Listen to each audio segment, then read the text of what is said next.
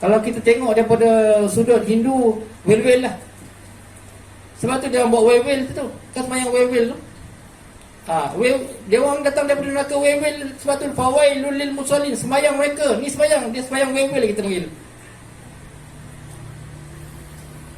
Semua dah diterjemahkan dalam dunia, dah ada, dah nampak dah. Wail yang ada dalam Quran ini adalah satu neraka yang mana disimpannya di dalamnya ahlinya orang yang sembahyang. Orang yang solat yang macam mana? Allah terangkan. Allazina hum an solatihim sahun, yang hati mereka solat tetapi dalam keadaan lalai. Lalai ulama terjemah, lalai yang mana? Lalai yang tak nak mengaji, lalai yang sombong. Kau semayang tapi tak pernah datang merasa, tak pernah jumpa guru tanya, saya ni semayang betul tak betul? Bertauhid memang tak ada lah. Berapa ribu orang semayang yang tak diterima oleh Allah Subhanahu Wa Taala.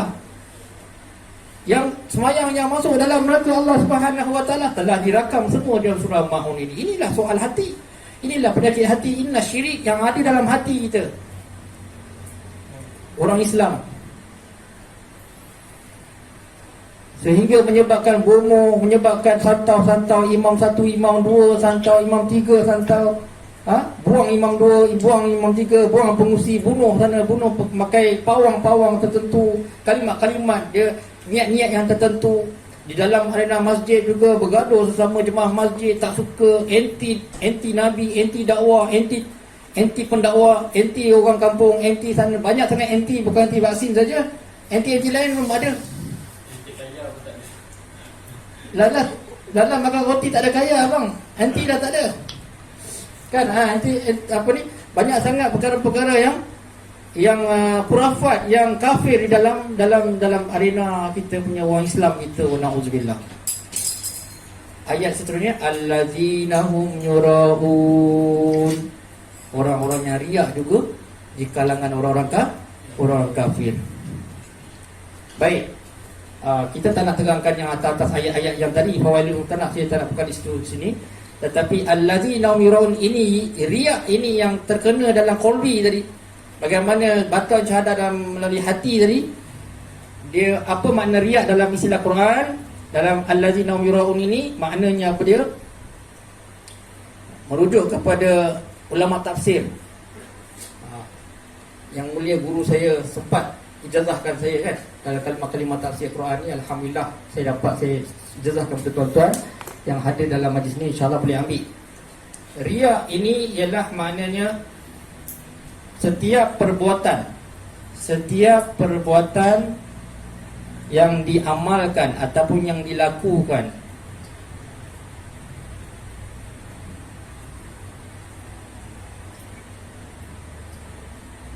juga setiap perkara yang ditinggalkan,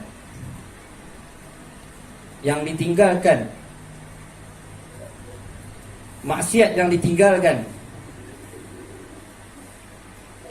Tadi amal ibadat yang dilakukan, yang ni pula setiap maksiat yang ditinggalkan bukan kerana Allah, ghairullah,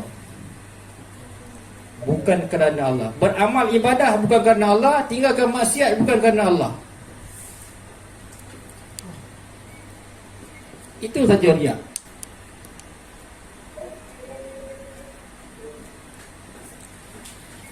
Itu yang dimaksudkan dalam terjemahan Al-Quran riya tadi. Yang mana riya yang boleh jadi kafir ini, yang jadi syirik ini ialah riya yang mengamalkan sesuatu ibadat bukan kerana Allah, meninggalkan sesuatu maksiat bukan kerana Allah juga. Tuan-tuan, hati-hati, riya ni lagi halus daripada perkataan. Yang kita takut Allah cakap pun dah sangkut dah, perbuatan pun dah banyak buat. Hati ni lagi banyak kita buat sebenarnya. Lagi hebat kita, lagi teruk kita. Tuan-tuan, saya akan jelaskan lagi dalam istilah kefahaman ataupun maksud riya ni sekejap lagi, InsyaAllah. Saya nak cepat ni, InsyaAllah kita habiskan terus kuliah ni, mudah-mudahan InsyaAllah. Jadi siapa yang nak tahu, nak tengok, nak lihat, nak tahu rahsia riya ini dalam hati, yang mana dengan hati saja kita boleh dikafir, boleh tengok saya punya kuliah kita InsyaAllah untuk akan datang InsyaAllah. Kita lihat ada perkara ni kita perlu ambil titik berat, kita kena risau bimbang. Sebab tu kita kena belajar, kita kena belajar dan terus belajar insya-Allah sehinggalah ke liang lahat.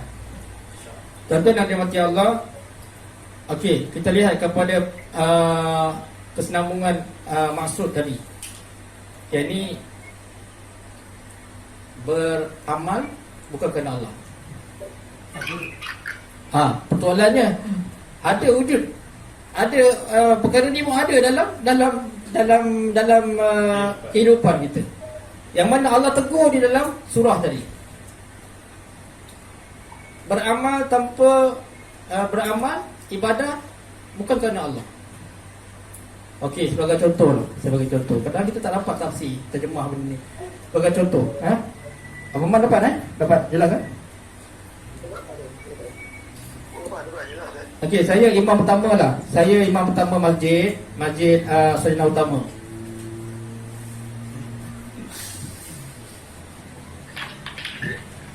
Saya imam masjid Taman Sayyidina Utama. Boleh bang? Contoh. Abang Man serius lah Abang Man. Ya, serius sangat, takut. Betul. Itu tumpuan sangat tu. Apa fikir apa yang fikir jauh. Sebab dia bermain dalam hati. Dalam hati. Itu yang takut bang. Jangan takut sangat bang. InsyaAllah mudah-mudahan Allah telah pelihara kita insyaAllah. Baik, contoh saya imam satu masjid, tak kisahlah masjid mana pun. Saya tak sebut imam dekat-dekat sini kan marah pula imam tu. Contoh saya imam. Lepas tu saya ni imam ni dah dilantik, dah dibagi gaji, allowance, tak apalah, tak ada masalah. Itu semua tak salah, tak dosa, ambil lah kan. Satu hari Abang Man nak sembahyang asar ni, kan, jadual hari ni saya jadi imam ni. Pukul 3.30, pukul 4, tengah-tengah layar Hindustan. Tiba-tiba dah 4 ni, alamak dekat asar ni, kan.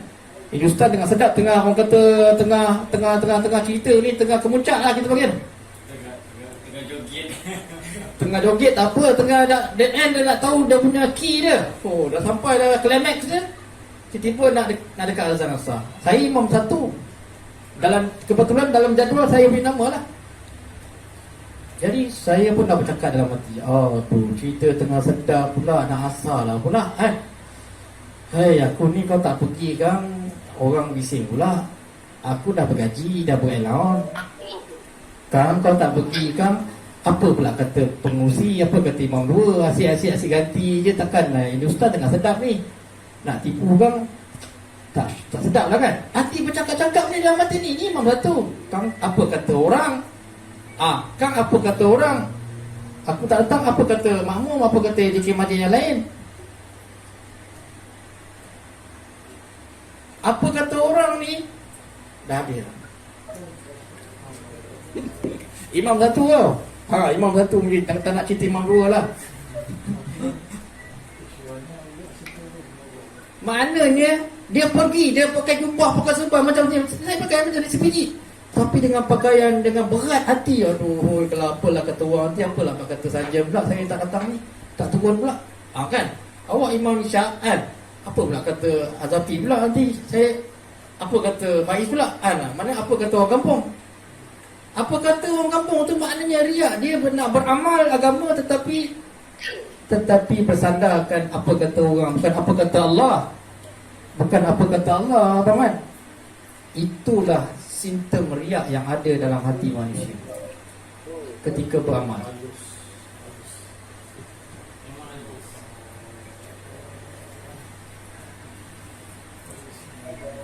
Terlalu halus yang tak dapat detect, tak dapat dikesan oleh teropong mana-mana pun yang canggih dalam dunia, tak dapat. Allazina hum yurahun. Hanya Allah sahaja yang dapat detect kesan kafir yang ada dalam hati manusia. Itulah Allah, itulah tauhid, itulah hebatnya Allah. Qul huwallahu ahad. Allah nak beritahu aku hadir di dalam yang mana sehalus mana pun aku boleh nampak. Sebesar kuman syirik ada dalam hati kamu, aku boleh nampak. Allahu akbar wa na'udzubillah. Kita pakai jubah, itu beratlah. Kita ambil contoh imam, marah imam satu aku, bantai aku lagi. Kita tak payah ambil jauh, kita ambil kita lah. Pakai jubah ni tuan-tuan, pakai jubah dekat madrasah. Dalam surah depan ustaz kemain borak lagi. Nak pergi kedai je, cabut jubah. Apa kata orang? Cabut jubah. Cabut jubah pun dah kafir dah tuan-tuan. Bukan sebab pergi masuk agama lain. Kerana meninggal memakai sunnah Nabi tu takut. Oh, apa kata orang? Rasa pun tak nak, cabut lah. Mengamal agama dan meninggalkan agama.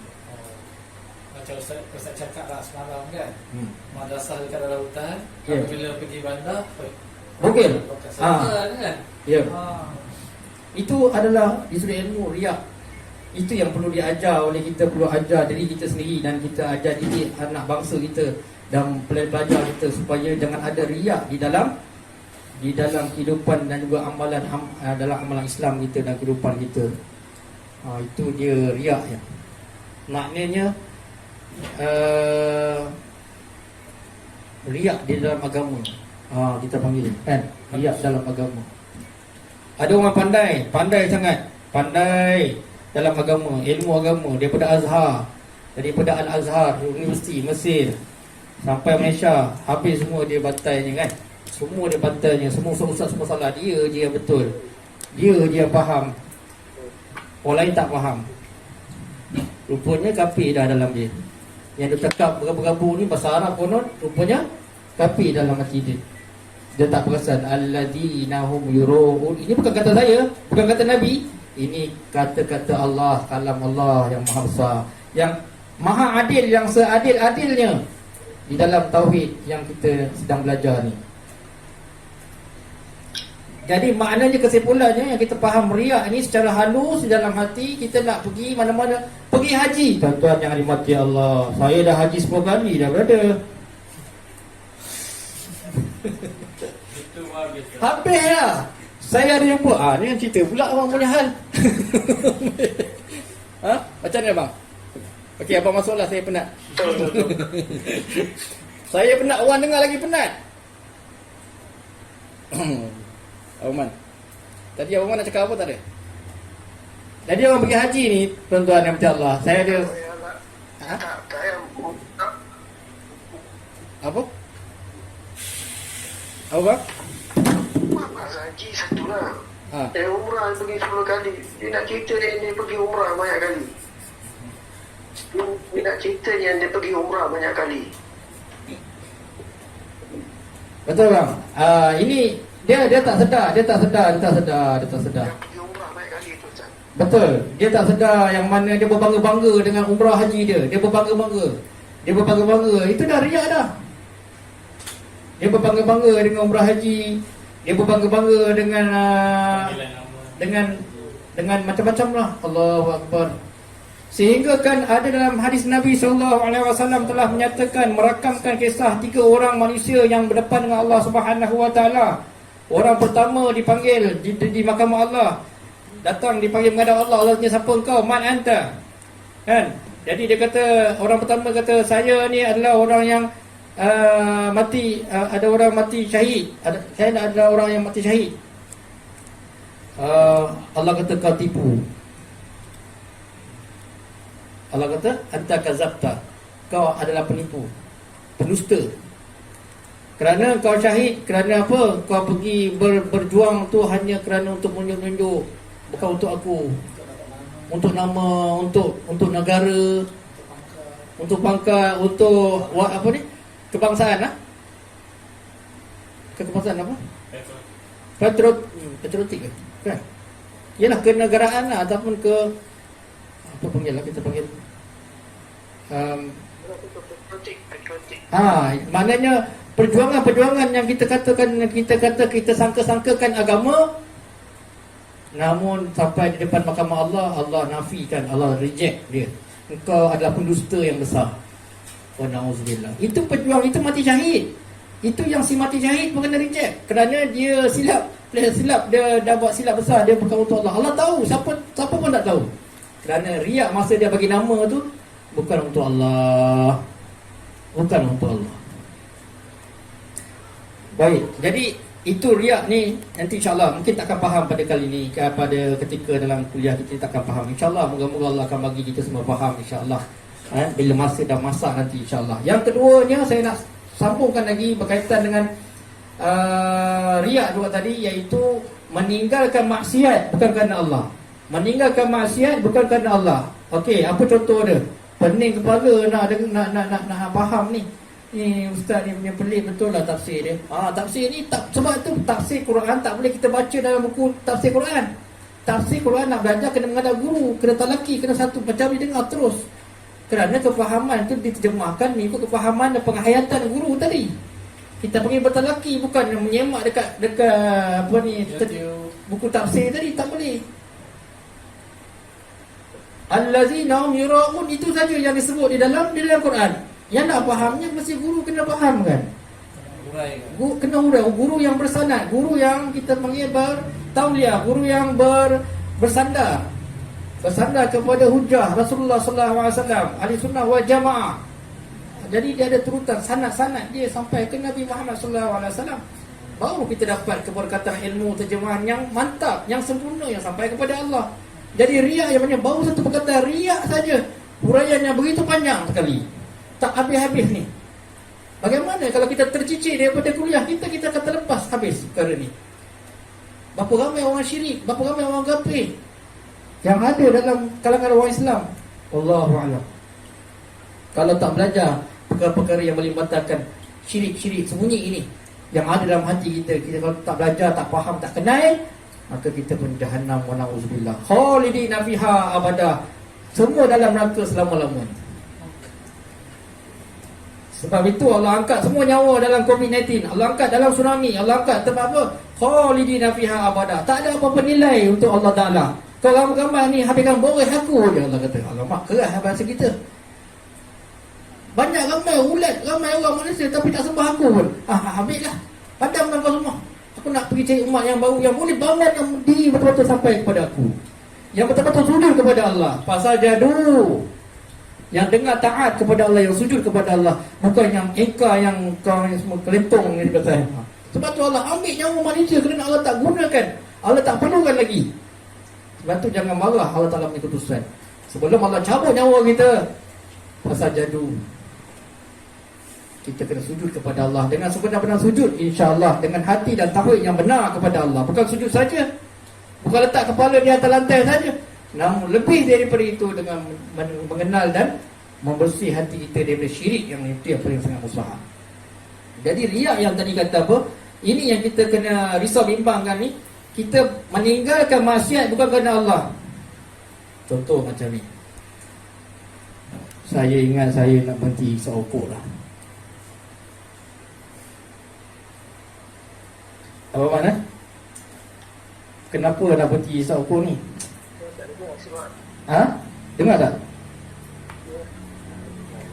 Sebab apa nak berhenti rokok ni? Saya punya jantung dah tak 4 dah. Tak cantik lah.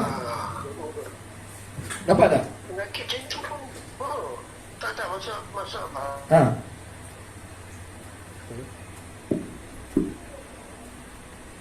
Tak apa cantik dia punya ni. Tak dengar? Tak dengar.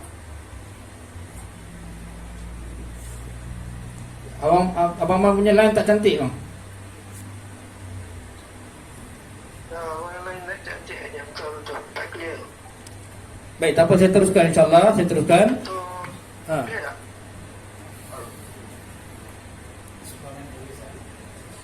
Saya teruskan Aman. Jadi berkaitan dengan apa tadi? Saya teruskan. Masih kita tak banyak, insya-Allah. Okey Aman, Isap rokok. baik, isap rokok tadi nak berhenti tadi sebab apa? Sebab jantung tak 4.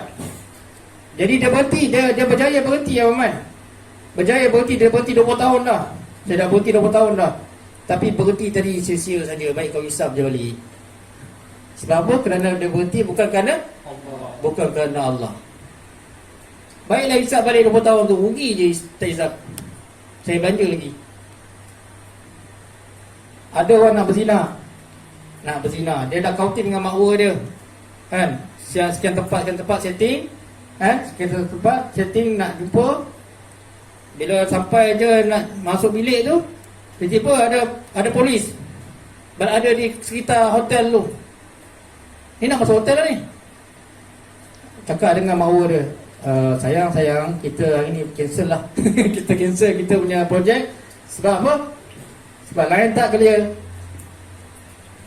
Lain tak clear bukan sebab saya takut Allah. Jadi dua. Yang saya tak jadilah, saya pun nak taubat lah. Saya takut Allah. Bang, you ni, ya betul ke? Saya dah taubat dah tadi. On the way tadi dah taubat dah.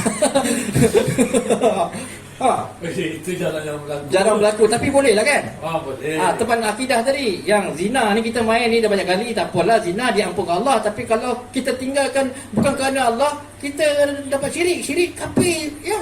Alamak, kita ceramah pula kata. You ni ustaz kot.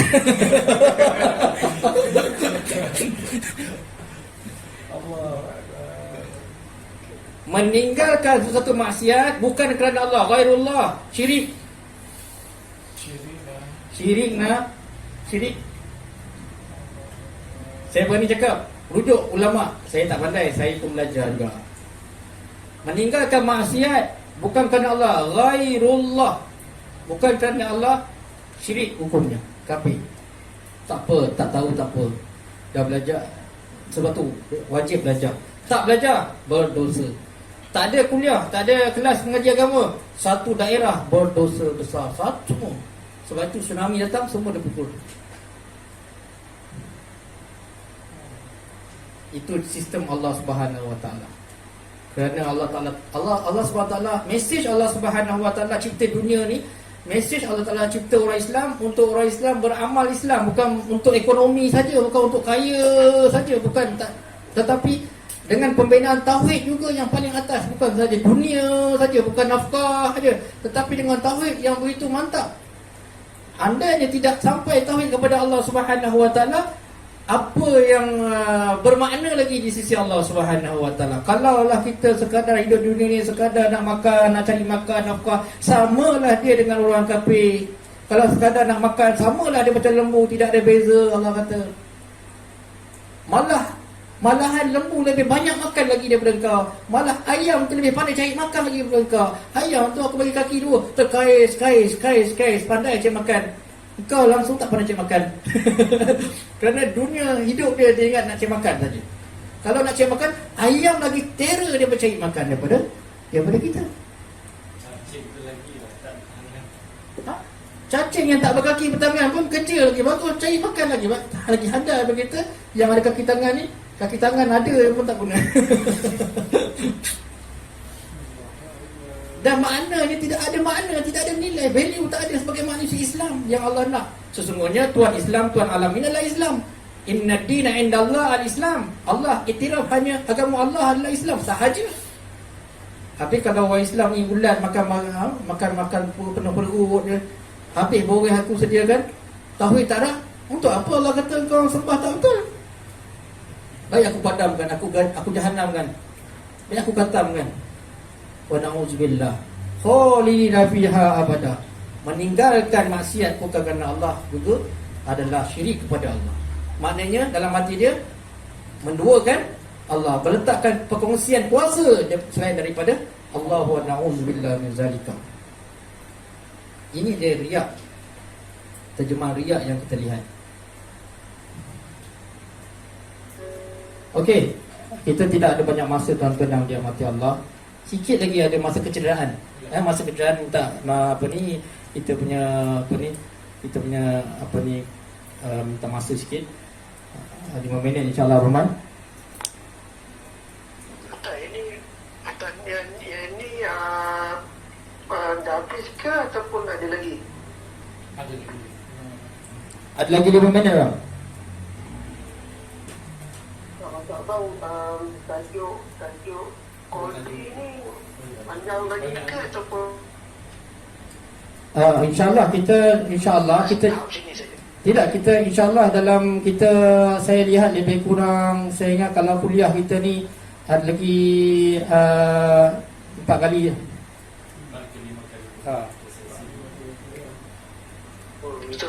Kodi ni penting Ustaz. Kodi ni betul-betul. Jadi kita ambil, kita dapat pada minggu ni kita dapat hanya satu kalimah saja, riak saja Rahman.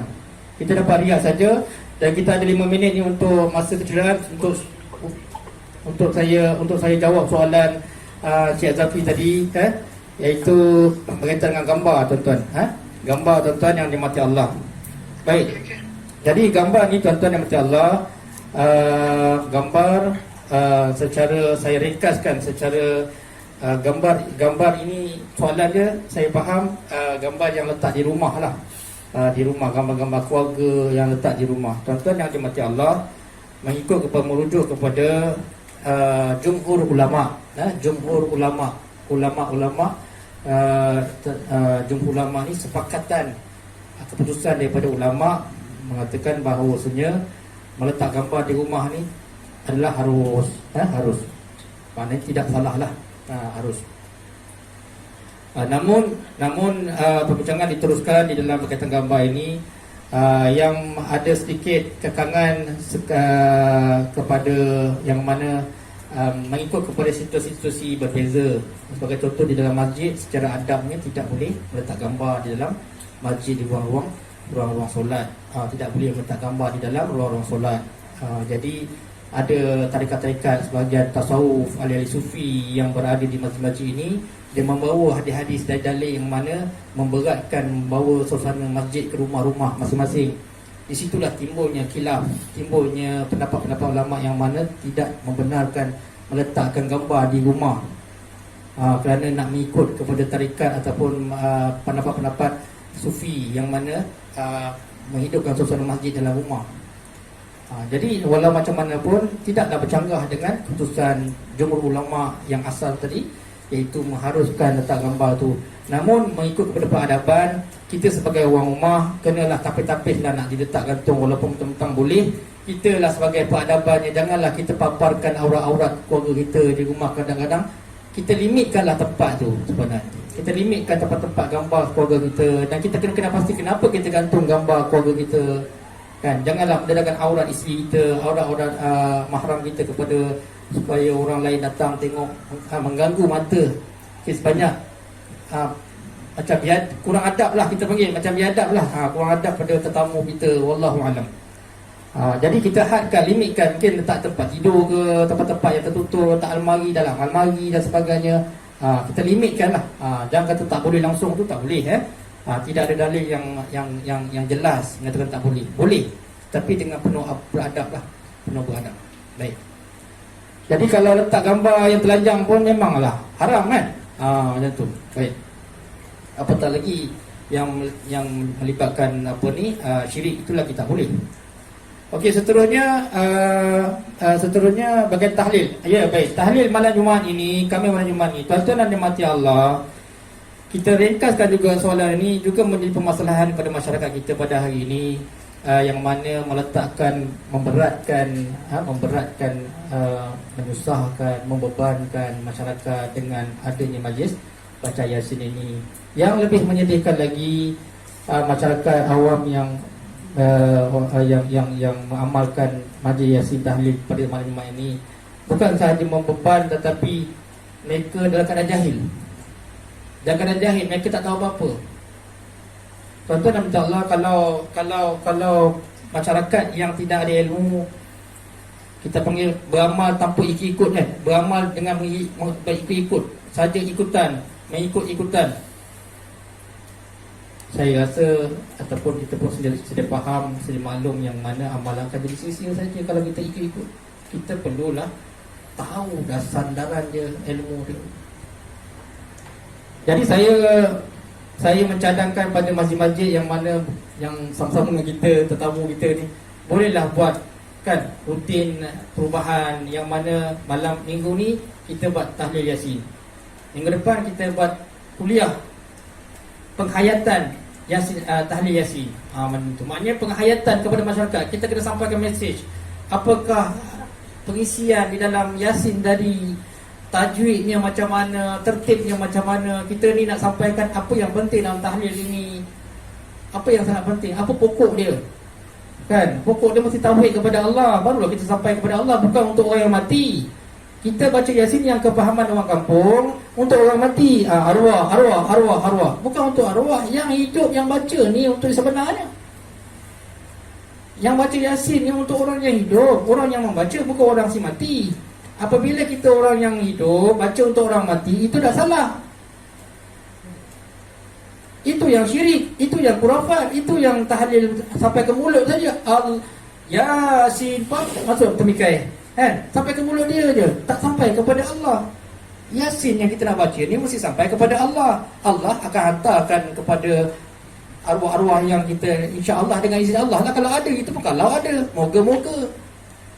Tapi kalau kita dah niat-niat pasal ni, daripada rumah lagi pasal ni, malam ni ada arwah, ada tali arwah, daripada rumah lagi tali arwah, dah niat pasang niat dekat tali arwah, dah tiap-tiap minggu begitu niatnya, dan tiap-tiap tahun begitu, dan sehingga generasi-generasi niatnya untuk arwah, bukan untuk Allah, bukan untuk Nabi, bukan untuk berpegang kepada sandarannya, untuk orang mati.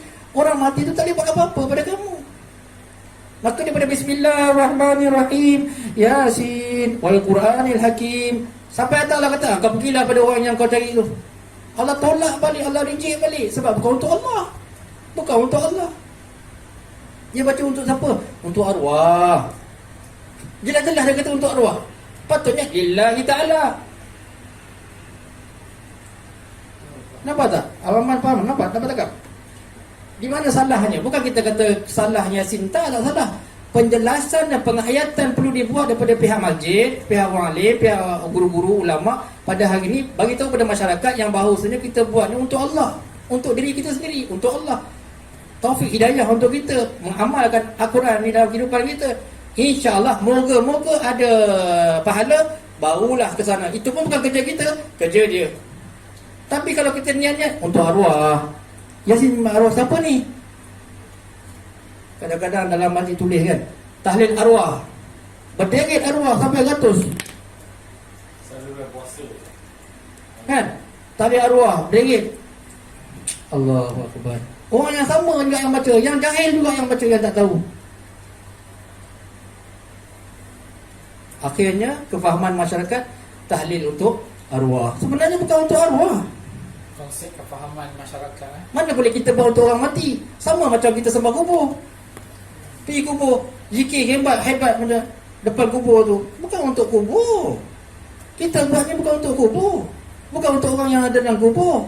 Kita berzikir la ilaha illallah ni, yang kita bertalqin ini untuk Allah dan mengaku untuk diri kita sendiri. Bukan kita nak sembah dia. Saya tak cakap salah duduk kat kubur tu. Saya tak cakap salah baca Yasin Majmu'at. Sampai bila masyarakat nak jadi jahil macam ni? Sampai mati, sampai berketurunan. Sampai bila kita nak bawa perkara macam ni? Salah faham di kalangan masyarakat tentang Yasin, tahlil dan juga kubur ni. Siapa nak ajar dia orang? Kenapa imam-imam masjid, kenapa penguasa, kenapa tidak menjelaskan perkara ni? Buat satu kuliah, satu kos, satu kursus penghayatan Yasin tahlil arwah. Yang dekat, tak kisahlah. Yasin tahlil pun dah faham dah. Tak biar arwah tu apa. Arwah tu tak ada kena-mengena dengan kita pun. Yang kita risau, bimbangkan kita ni. Nak balik ke sana. Dah balik, janganlah nak pergi-pergi sini lagi dah. Tak ada kena-mengena dah. Barulah dah jadi kan. Pandang kita dia. Kan tuan-tuan? Jadi akidah dia, tauhid dia adalah daripada sini. Kalau baca Yasin berabuk-abuk hebat, zikir hebat, tapi tidak ada syahadat Allah ilaha illallah wa asyhadu anna Muhammadan abduhu wa rasuluhu, tidak ada penyaksian kepada Allah SWT, untuk ini untuk Allah, hanya untuk orang si mati, ini yang salah.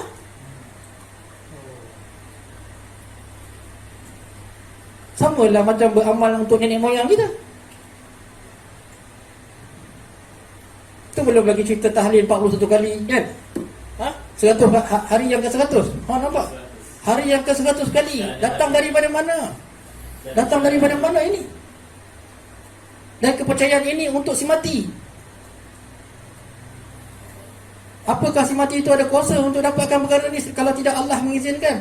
Maka itu untuk apa nombor-nombor ni disediakan, hari-hari yang disediakan untuk apa? Ini yang menjadi khurafat di dalam amalan, yang turun-temurun, dan sehingga kita terjebak sama. Kita yang tak ada kebenaran, Ustaz, saya jumpa Ustaz ni hari yang ke-1 malam, mak saya Saya pun termasuk sekali. Aku pun syirik juga. Tak payah 100 malam. Bila-bila pun boleh buat. Tak payah cerita 100 malam.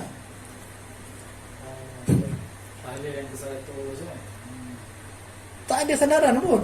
Itu hanya sekadar peringatan dia sebagai tanda.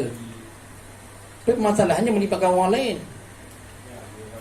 Kalau keluarga sendiri tak apalah, ialah satu hari je tak apa. Kita tak kira satu hari, kita hari-hari pun tak apa. Kita hari-hari buat tahlil. Tak ada satu hari, hari-hari satu kali. Jadi nak cerita kan berkaitan dengan perkara ini ada kaitan dengan akidah tauhid, insya-Allah. Mudah-mudahan itulah ada sikit banyak sikit banyak apa ni jawapan untuk soalan tadi, insya-Allah. Jadi sikit lagi tentang berkaitan penggali kubur, penggali kubur. Baik. Penggali kubur, tanah kubur apa? Tanah kubur Baik, tanah kubur. Saya bukan nak kecilkan hati ISRO dan sebagainya ataupun mana-mana media TV yang berkait rapat dengan apa? Dengan cerita-cerita alam gaib ini. Kalau kita lihat kepada, saya tahu pihak Jabatan Agama JAKIM ataupun Kerajaan Malaysia telah luluskan itu meluluskan penerbitan filem-filem itu. Kita tidak melawan bercanggah perkara itu, tetapi cuma kita nak sedikit kupas berkaitan dengan hal ini, hal tauhid. Tuan-tuan yang dimati Allah, bukan saja mereka yang buat saja yang terlibat, kita yang duk tengok pun, duk show tengok pun terkena juga. Itu yang masalah kita cakap ni. Dalam di sudut tauhid ini, di dalam media yang kita lihat dipertontonkan tanah kubur, penggali kubur, segala-gala kubur ni kan, tak salah, tak dosa, tak silap, tetapi yang ada setempat yang bercanggah dengan tauhid, bercanggah dengan syariat. Apa dia? Dalam Islam, dalam akidah tidak dibenarkan memvisualkan alam gaib. Tidak dibenar. Haram hukumnya memvisualkan alam gaib. Sebagai contoh, kita tengok dalam filem-filem tanah kubur yang dimainkan setiap hari di dada TV kita. Hari ini menjadi kebanggaan kita kan, penggali kubur tu yang handal pula kan. Jadi nak cerita kan, dia kadang-kadang tunjuk, kadang-kadang dia tunjuk dalam kubur tu ada apa? Ada ular. Kan, dalam filem kan ada ular atas kubur tu. Dia zahirkan ular di dalam atas kubur tu. Apa makna dia? Apa makna dia? Sudah pasti kita tahu makna dia. Saya tanya buat apa? Kita dah tahu apa? Nak bagi tahu orang, nak belajar, nak ajar orang konon lah. Nak ajar orang bahawasanya kena buat baik, nanti kat dalam kubur ada ular. Tetapi niat tu betul nak bagi pelajaran kepada manusia, tetapi tidak merujuk sandaran daripada hadis, daripada Quran dan hadis. Kalau kita lihat ular yang dalam kubur bukan ular yang di dunia tu, bukan ular yang kita lihat dalam filem itu. Kalau kita baca hadis, kalau kita tengok, kalau macam anaconda tu tidaklah tepat, tapi bolehlah sikit segan sikit dah kita. Kalau kita lihat, kalau kita merujuk hadis, ular yang dalam kubur ni perjalanan jalan kaki, sebulan perjalanan, maknanya ada anaconda pun kecil kan. Atas lagi, kemudian dia ada kuku.